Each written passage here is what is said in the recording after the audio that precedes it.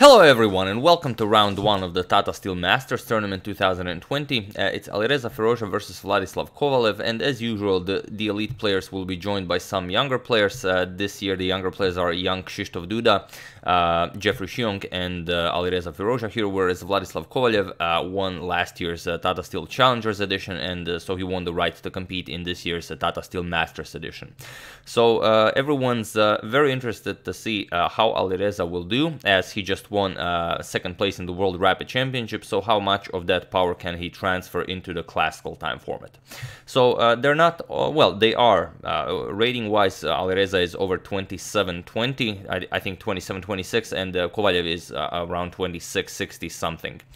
So that being said, let's check out the game, and as the title suggests, be very careful when memorizing your opening moves.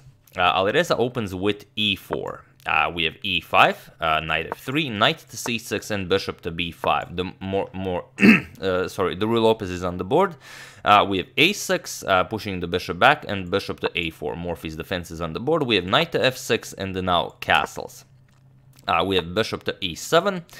Rook to e1 and b5, so all fairly standard stuff. Bishop b3, we have d6 and c3.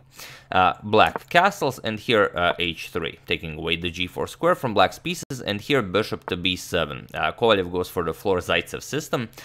We have d4 by Alireza, rook to e8, and now knight b to d2. So this is all standard theory. We have bishop to f8, and now a4.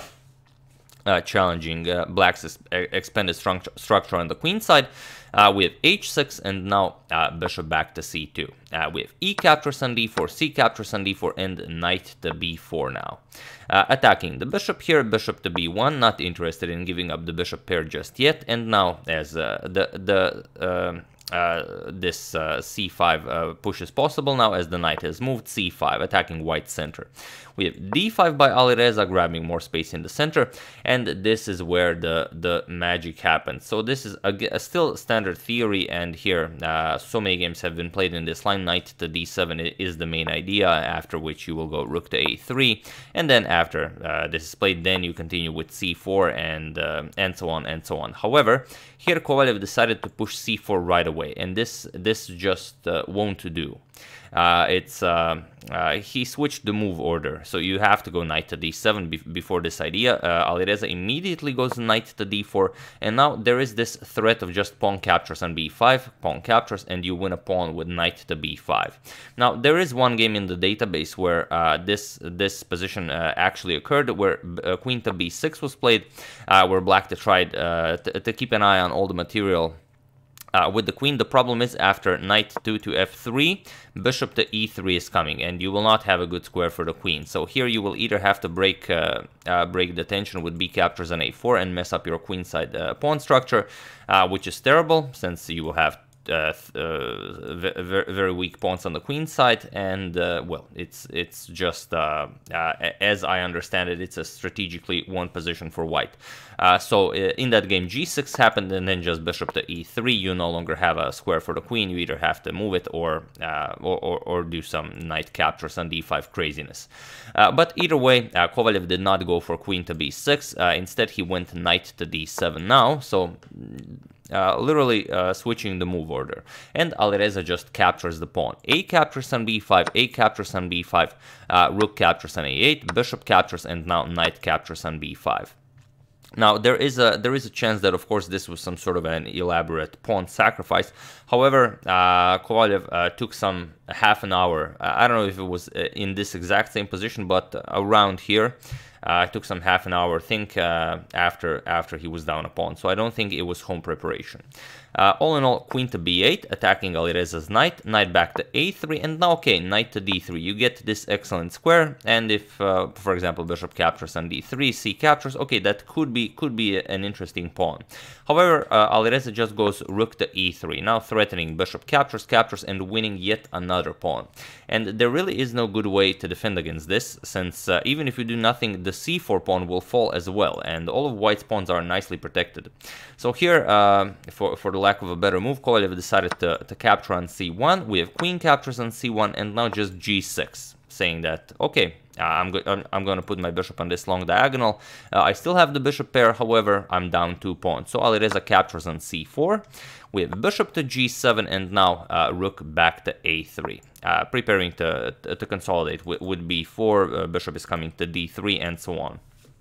So queen to c7 by Kovalev, and b4 now, that's a passed pawn, so of course Alireza starts pushing it with bishop to b7 and now bishop to d3. Consolidating with rook to b8 and now queen to d1. Coming to f3 with ideas that maybe you can get some rook to a7 action in, and the queen from f3 could also pose threats on the f7 pawn. So bishop to c8, not allowing this very nice rook lift, but now queen to a4. With knight to e5, and here Alireza just captures. He allows this check, but it's not really the greatest of checks. So queen to c1 check. He blocks with the bishop, asking, do you want this knight or this knight? Of course, e5 knight is captured. Bishop captures on e5, and now just knight to c4. And this is an excellent outpost for the knight. The queen doesn't really have all that much to do, even though she's on such a lovely square, and the rook will have a lot of problems entering the game. So bishop to d4. Kovalev will now try to create some threats against the f2 pawn, but queen to e8 check. King to g7, and now rook to f3, going after the f7 pawn. Here f6, the bishop nicely defends it, but now queen to e7 check by Alireza with king to g8, and here, of course, Alireza played queen to d8 check. And it was in this position on move 36 that Vladislav Kovalev resigned the game, as severe material loss is about to happen, which I'm sure you all see. Just in case you don't, you are even welcome to pause the video to figure out why Black resigned.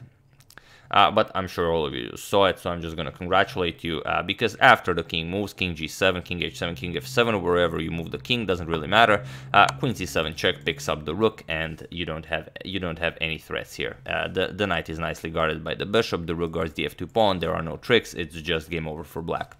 So a fairly easy win in round 1 for Alireza, and although some of the games are still being played, it's hard to say if any other games will be decisive, but we will definitely check. The elite players drew their games fairly early, so it wasn't a very eventful first round, but Alireza, takes what he's given. Perhaps a little something back for losing that position to Magnus on time in the World Blitz Championship. So maybe Kaisa smiled on him to pay him back for that.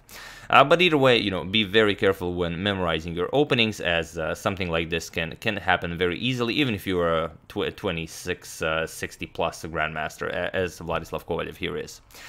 So yeah, that's the game. I do hope you enjoyed it. Vladislav, I'm sure didn't. I would like to thank Mario Encinosa, Octavian Larion, Donald Schwing, George Taylor, and Jack Obeid for your contribution to my channel. Thank you a lot, I really appreciate it. As usual, you can check 2 of my previous videos here. Thank you all for watching, and I will see you soon, continuing the coverage of the Tata Steel Masters edition, perhaps even the Challenger edition if there will be some nice games, and we'll be checking up on the Women's World Chess Championship. So thank you all, I will see you soon, and have an excellent rest of your day.